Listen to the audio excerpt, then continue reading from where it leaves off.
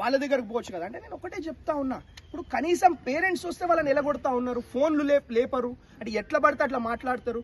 తప్పు చేస్తే ఆ రెగ్యులేటరీ బోర్డునైనా క్వశ్చన్ చేస్తాం, మిమ్మల్ని అయినా క్వశ్చన్ చేస్తాము. We are the lawmakers, we are the lawmakers. ప్రజల తరఫున కొట్లాడే వ్యక్తులం మేము. అంటే పాలిటిక్స్ అంటే ఏందండి, వీళ్ళ కోసం ఏదో 5 ఏళ్లకు ఒకసారి వచ్చి పైసలు ఖర్చు పెట్టి గెలవంగానే అది రాజకీయం అనుకుంటారు. అది రాజకీయం కాదు మాకు.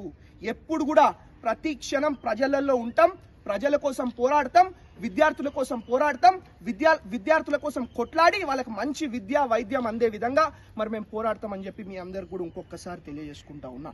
ఇవాళ నేను ఒకటే చెప్తా ఉన్నా, ఇవాళ తెలుగు రానోళ్ళు, షోపుటప్లు చేసేటోళ్ళు వీళ్ళు వచ్చి మాట్లాడడం ఏందని నాకు అర్థం కాదు. వీళ్ళకి అసలు అర్హత ఉన్నదా? What is their right? What is their right? Agriculture తోటి ఏం సంబంధం వాళ్ళకి? ఇలా వాళ్ళు రౌడీజం చేసుకుంటూ, వాళ్ళు తొడలు కొట్టుకుంటూ మమ్మల్ని అంటా ఉన్నారు. ఇది తప్పు అని చెప్పి తెలియజేసుకుంటా ఉన్నాం. ఇప్పుడు ఏంటంటే